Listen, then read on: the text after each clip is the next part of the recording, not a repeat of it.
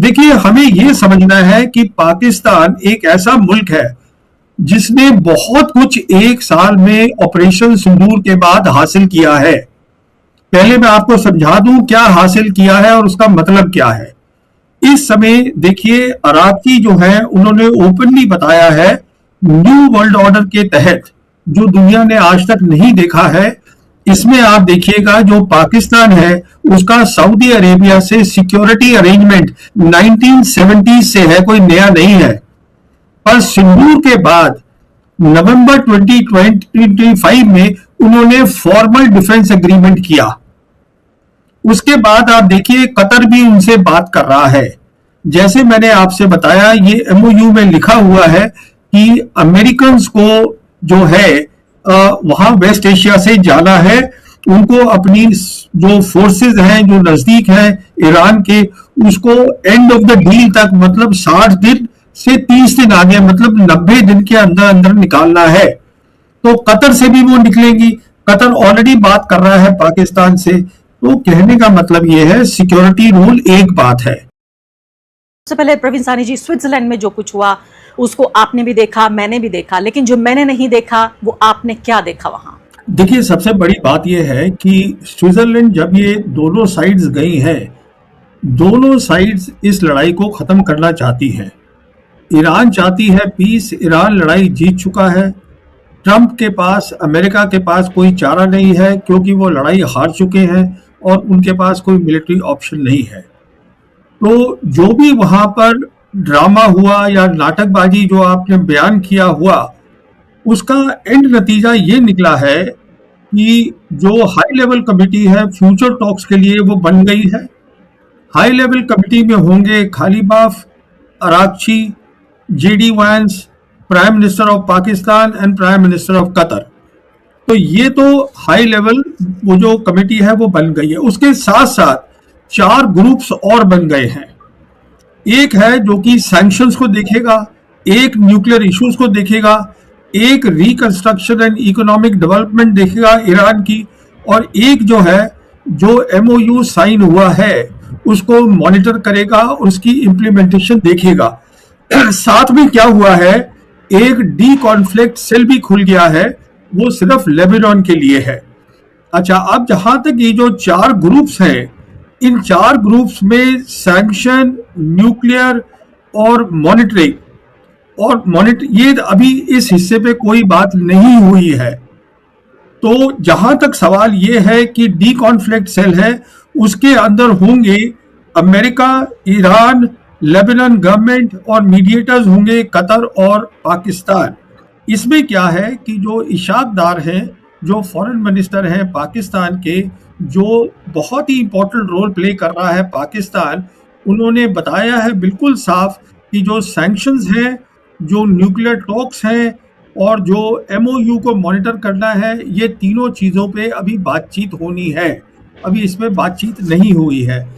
आज जो दुनिया मल्टीपोलर हो गई है, वो अपनी फॉरेन पॉलिसी के जरिए से उसको फिर से यूनिपोलर बनाने की सोच रहे थे कि फिर से अमेरिका एक अकेली ताकत बन जाए दुनिया के अंदर। तो वो सब कुछ अब नहीं होने वाला है। ये वेस्ट एशिया में जो लड़ाई हार गए हैं उसके कारण। जहां तक मिलिट्री का सवाल है, उसकी देख रेख का सवाल है, इस पूरी पर्शियन गल्फ जो मैं बात कर रहा हूँ, Persian gulf, state of Hormuz और गल्फ ऑफ ओमान, ये सारी जिम्मेदारी जो है वो आईआरजीसी नेवी की है, वो ईरान के पास है। ईरान ही यहाँ से माइंस भी निकालेगा, कोई बाहर की ताकत नहीं आएगी यहाँ काम करने। उसके बाद जैसे आपने ठीक बताया, पाकिस्तान में पहले गए थे उनके प्रेसिडेंट ईरान के, जो कि पेशिशकियान है, वो गए थे अपनी बहुत बड़ी डेलीगेशन लेकर, और उधर ओमान से अराक्ची और खाली अराक्ची जो है वो इधर आ गए हैं पाकिस्तान में। देखिए, हमें ये समझना है कि पाकिस्तान एक ऐसा मुल्क है जिसने बहुत कुछ एक साल में ऑपरेशन सिंदूर के बाद हासिल किया है। पहले मैं आपको समझा दूं क्या हासिल किया है और उसका मतलब क्या है।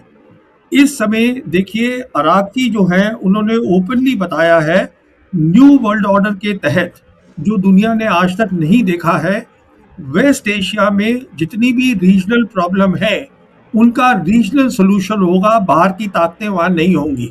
और ये एमओयू में भी लिखा हुआ है अलग तरीके से। कहने का मतलब ये है कि अमेरिका को जाना है वेस्ट एशिया छोड़कर, और अरागची ये कोशिश कर रहे हैं अब, जो कि कामयाब हो रहे हैं, कि सारी जो रीजनल ताकतें हैं वेस्ट एशिया की, वो सब एक साथ मिलजुल के काम करें। अब एक ही ऐसी ताकत है जो वेस्ट एशिया की नहीं है, पर वो वेस्ट एशिया के साथ परमानेंटली जुड़ गई है, और वो है पाकिस्तान। कैसे जुड़ गई है? वेस्ट एशिया में जो बड़ी ताकतें हैं, एक तो क्वाड बन गया है, उस क्वाड के अंदर है टर्की, उसके अंदर है इजिप्ट, पाकिस्तान और सऊदी अरेबिया, चार बड़ी बड़ी कंट्री, ये आपस में बात कर रही हैं। फिर जो ये एमओयू है, देखिए ईरान ने इस एमओयू का नाम दिया है इस्लामाबाद एमओयू, जो कि अमेरिका ने नहीं दिया है, अमेरिका ने उसको सिर्फ एमओयू बोला है। तो जहां तक एमओयू का ताल्लुक है, उसके अंदर कतर जुड़ गया है एज मीडिएटर, पाकिस्तान जुड़ गया है एज मीडिएटर, और ईरान और अमेरिका तो हैं ही उसके अंदर। तो अब ये जो डेलीगेशन वहां गया है, अब रिश्ते और बेहतर करने हैं ईरान को पाकिस्तान के साथ। पाकिस्तान का एक परमानेंट रोल है, सिक्योरिटी के रोल के ऊपर है, एक जियोपॉलिटिकल रोल है, एक मीडिएटर से बड़ा रोल है। मतलब वेस्ट एशिया में आप ये मान के चलिए, पाकिस्तान साउथ एशियन कंट्री है, पर वेस्ट एशिया में उसकी हर जगह ज़रूरत है।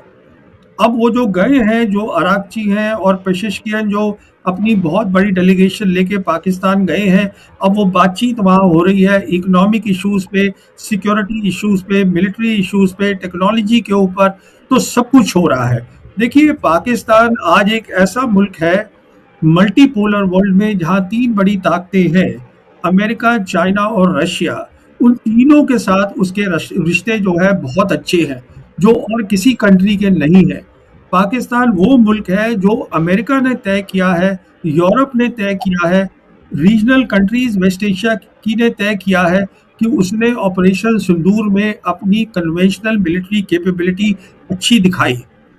वो मुस्लिम कंट्री है जिसके पास न्यूक्लियर वेपन्स है। तो मैं आपसे ये कहने की कोशिश कर रहा हूँ कि पाकिस्तान का जो ओहदा है न्यू वर्ल्ड ऑर्डर में परमानेंटली बहुत बड़ा हो गया है, ये हमें समझना है। एक दुश्मन देश के तौर पे जाना जाता है और जाहिर है टेरर का स्पॉन्सर रहा है, उस लिहाज से भी एक झिझक भी जो जिन लोगों में थी उनमें भी देख रही हूँ मैं। ब्रह्मा चलानी जैसे लोग भी ये कह रहे हैं कि पाकिस्तान का ओहदा बड़ा है, लेकिन एक ओहदा एक तरफ है और दूसरी तरफ है उसकी यूटिलिटी, कि किस वजह से ऐसा हो रहा है। ऑपरेशन सिंदूर की वजह से जाहिर है वेस्ट एशिया में तो उसका असर नहीं होगा, तो मुझे ये बताइए इसकी वजह क्या है? क्या पाकिस्तान का फायदा ये है कि जो भी, यानी एक ऐसा देश जो सऊदी अरब से भी नजदीक है, ईरान से भी नजदीक है, अमेरिका से भी नजदीक है, इन सबसे लगातार बातचीत कर सकता है। लेकिन सबसे बड़ी बात जो भारतीय कमेंटेटर्स कहते हैं वो ये, अभी भी जिस तरह से हम देख रहे हैं कि विदेश मंत्री और राष्ट्रपति वहां गए, कि अमेरिका जो कुछ भी करवाना चाहता है वो सीधे कराने के बजाय वो चला जाता है पाकिस्तान के रूट से। तो पाकिस्तान भी खुश होता है कि हाँ ठीक है, हमने आपके लिए काम कर दिया, और असुविधा नहीं होती, इनकन्वीनियंस नहीं होता अमेरिका को। देखिए, जब तक ये न्यू वर्ल्ड ऑर्डर क्या है, जो मैंने आपको बहुत मुख्तसर तरीके से बताया, इसका मतलब ये है कि जो रीजनल कंट्रीज हैं वो रीजनल सॉल्यूशन निकालें, रीजनल प्रॉब्लम्स का, अपने मसलों का हल खुद निकालें। इस नए वर्ल्ड ऑर्डर में आप ये समझिएगा, जो आप कह रही हैं, हमें इसको समझना है न्यू वर्ल्ड ऑर्डर को।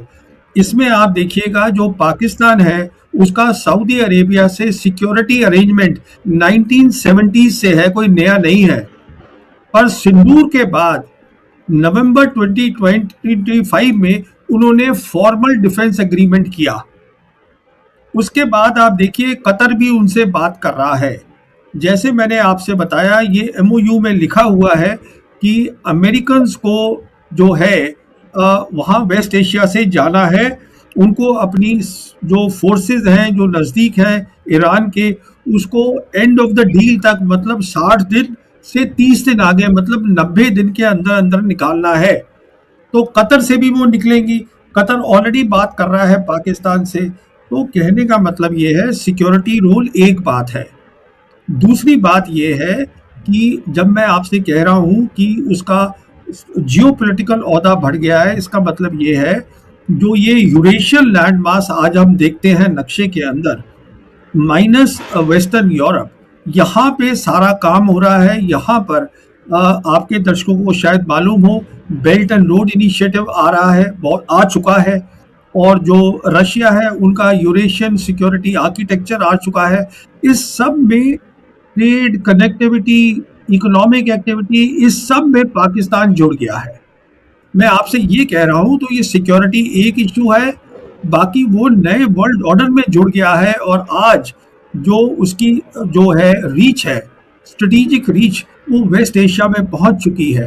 तो देखिए, जब तक हिंदुस्तान के एनालिस्ट और सरकार सच्चाई नहीं समझेगी न्यू वर्ल्ड ऑर्डर की, हम अपनी फॉरेन पॉलिसी को कभी भी ठीक नहीं कर पाएंगे। ये मेरा कहना है। तो इसमें झिझक की कोई बात नहीं है। हम डिस्कस कर रहे हैं न्यू वर्ल्ड ऑर्डर और उसमें पाकिस्तान का रोल क्या है। सिर्फ आउटसाइड कंट्री जो इन्वॉल्व होगी, इसमें पूरी तरीके से शामिल होगी, वो है पाकिस्तान।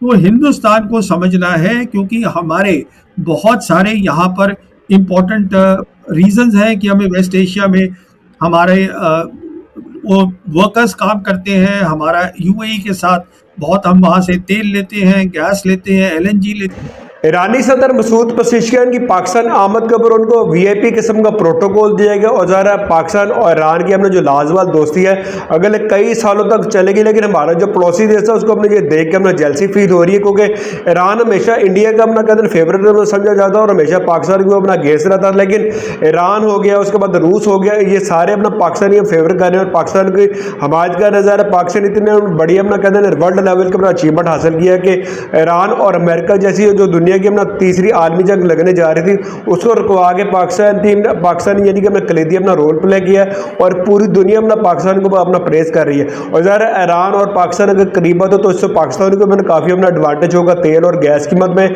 और उम्मीद है कि आने वाले अपना चंद महीनों में पाकिस्तान में तेल और गैस की अपना कीमतें भी अपने कम होंगी और उसके बाद गैस की अपने जो शॉर्टेज पाकिस्तान में अक्सर रहती है उसमें भी अपना कमी अपना वाकई होगी। लेकिन ज़रा भारतीय मीडिया होगा या फिर अपना भारतीय अपना गवर्नमेंट को अपना ये बात अपना कभी भी अपने काबिल कबूल नहीं होगी और हमेशा अपना कहते हैं जल्दी का अपना तेल लगाने की अपना कोशिश करते रहेंगे। बाकी अभी तक के लिए अपना बहुत ख्याल रखिए, दुआ में याद रखिए। अगली वीडियो में आपसे दोबारा मिलते हैं।